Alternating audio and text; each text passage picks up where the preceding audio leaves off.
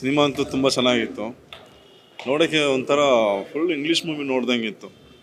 Full adventures, full horror. ಫಸ್ಟಿಂದ last ತನಕ ಏನಾಗ್ತದೆ ಅಂತ ಒಂದು ಕ್ಯೂರಿಯಾಸಿಟಿ. ಫಸ್ಟಿಂದ ಲಾಸ್ಟ್ ತನಕ ಎಲ್ಲೂ ಬೋರ್ ಹೊಡೆದಂಗಿಲ್ಲ. ಒಂಥರ ಭಯ, ಒಂಥರ ಹಾರರ್ ಮೂವಿ ನೋಡ್ದಂಗಿತ್ತು. ಲಾಸ್ಟಲ್ಲಿ ಸ್ಟೋರಿ ಏನಂತ ರಿವೀಲ್ ಆಗುತ್ತೆ. ತುಂಬ ಚೆನ್ನಾಗಿತ್ತು, ಸೂಪರ್ ಆಗಿದೆ. All the best for this movie the green. ಚೆನ್ನಾಗಿದೆ ಮೇಡಮ್. ಎಲ್ಲರೂ ಬಂದ್ಬಿಟ್ಟು ನೋಡೋ ಮೂವಿ ಅದು. ಈ ಲವ್ವು ಫೈಟು ಅದೆಲ್ಲ ಏನಿಲ್ಲ. ನಮ್ಮ ಬ್ರೈನ್ ಬಂದ್ಬಿಟ್ಟು ಯಾವ ಥರ ನಾವು ವರ್ಕೌಟ್ ಮಾಡ್ತೀವಿ ಏನು ಅನ್ನೋದ್ರ ಬಗ್ಗೆ ಚೆನ್ನಾಗಿದೆ. ತುಂಬ ಅಪ್ರಿಷಿಯೇಟ್ ಮಾಡ್ಬೋದು. ಕನ್ಫ್ಯೂಸ್ ಆಗುತ್ತೆ ನಮಗೆ. ಈ ಮೂವಿ ಹೆಂಗಿರುತ್ತೆ ಅಂದರೆ, ಈ ಉಪೇಂದ್ರ ಮೂವಿ ನಾವು ನೋಡ್ತೀವಿ ಗೊತ್ತಾ, ಆ ಥರ ಫುಲ್ ಎಲ್ಲ ಕನ್ಫ್ಯೂಸ್ಡ್ ಆಗಿರುತ್ತೆ. ಏನಾಗುತ್ತೆ, ಏನು ಆಗೋಕ್ಕೆ ಹೋಗುತ್ತೆ ಅಂತ. ಮತ್ತು ನಮ್ಗೆ ಬೋರ್ ಹೊಡೆಯುತ್ತೆ ಅದರಲ್ಲಿ. ಏನಕ್ಕೆ ಬೋರ್ ಹೊಡಿಯುತ್ತೆ ಅಂದರೆ, ಏನು ಗುರು ಫಿಲಮ್ ಈ ಥರ ಹೋಗ್ತಿದೆ ಅಂತ. ಬಟ್ ಹೋದಾಗ ನಾವು ಕ್ಲೈಮ್ಯಾಕ್ಸ್ ತಾಳ್ಮೆಯಿಂದ ನಾವು ಕ್ಲೈಮ್ಯಾಕ್ಸ್ ನೋಡಿದ್ರೆ ಅದೇನಂತ full picture up to date ನಮ್ಗೆ ಗೊತ್ತಾಗುತ್ತೆ. ಆ್ಯಕ್ಚುಲಿ ತುಂಬ ಚೆನ್ನಾಗಿದೆ ಸಿನಿಮಾ. ರೆಗ್ಯುಲರ್ ಫಾರ್ಮೇಟ್ ಸಿನಿಮಾ ಅಲ್ಲ ಇದು. ಯಾಕಂದರೆ ನಾವು ಒಂದು ಕಮರ್ಷಿಯಲ್ ಸಿನಿಮಾ ಆಗಿರ್ಬೋದು, ಬೇರೆ ಯಾವ ಕಂಟೆಂಟ್ ಇರೋ ಸಿನಿಮಾ, ನಾವು ಹೇಳೋದಾದರೆ ಕಂಟೆಂಟ್ ಇರೋ ಸಿನಿಮಾ ಅಂತ ಹೇಳ್ಬೋದು. ಯಾಕಂದರೆ ಒಂದು ರೆಗ್ಯುಲರ್ ಬೇಸಿಸ್ ಮೇಲೆ ಸಿನಿಮಾ ಇಲ್ಲ. ಇಲ್ಲಿ ಸ್ಟಾರ್ಟಿಂಗಿಂದ ಎಂಡಿಂಗ್ವರೆಗೂ ಅಷ್ಟೇ ಸೈಕಾಲಜಿಕಲ್ ಫಿಲಮ್ ಅಂತ ನಾವು ಇದರಲ್ಲಿ ಮೆನ್ಷನ್ ಮಾಡಿದ್ದಾರೆ. ನಾವು ನೋಡೋದಾದರೆ ಸೈಕಾಲಜಿಕಲ್ ಮೂವಿ ಅಂತ ಹೇಳಿದ್ದಾರೆ.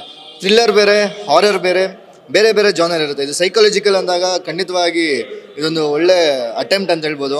ಕನ್ನಡ ಸಿನಿಮಾಗಳಲ್ಲಿ ಅದು ನಮ್ಮ ಕನ್ನಡ ಸಿನಿಮಾ ಈ ಥರ ಬರ್ದಾಗ ತುಂಬ ಖುಷಿ ಆಗ್ತಾ ಇದೆ. ಆ್ಯಂಡ್ ಆದಷ್ಟು ಅಷ್ಟೇ ಎಲ್ಲರೂ ಥಿಯೇಟ್ರಿಗೆ ಬಂದು ನೋಡಿ, ಎಲ್ಲರೂ ನೋಡಬೇಕಾಗಿರುವಂಥ ಸಿನಿಮಾ. ಒಬ್ಬ ಮನುಷ್ಯ ಯಾವ ರೀತಿ ಅವರ ಪ್ರತಿಯೊಂದು ಮನುಷ್ಯನಲ್ಲಿ ಅಷ್ಟೇ ಎಷ್ಟೆಲ್ಲ ಒಂದು ಡಿಸ್ಟರ್ಬೆನ್ಸ್ ಇರುತ್ತೆ, ಯಾವ ರೀತಿ ಅವ್ನ ಬ್ರೈನ್ ವರ್ಕ್ ಆಗುತ್ತೆ ಅನ್ನೋದೇ ಈ ಸಿನಿಮಾ.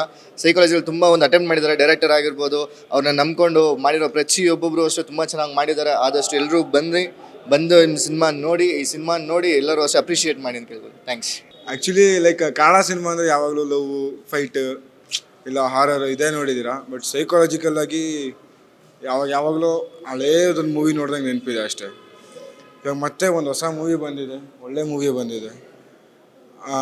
ಆ್ಯಕ್ಟಿಂಗ್ ಪರ ತಗೊಂಡ್ರೆ ಪ್ರತಿಯೊಬ್ಬರು ಲೈಕ್ ಚೆನ್ನಾಗೇ ಮಾಡಿದ್ದಾರೆ. ಮ್ಯೂಸಿಕ್ ಅಂತೂ ಕ್ರೇಜ್ ಆಗಿದೆ, ಬ್ಯಾಕ್ಗ್ರೌಂಡ್ ಮ್ಯೂಸಿಕ್. ಆಲ್ಮೋಸ್ಟ್ ಅದಕ್ಕೆಂತಲೇ ಅರ್ಧ ಮೂವಿಗೆ ಬರ್ಬೋದು.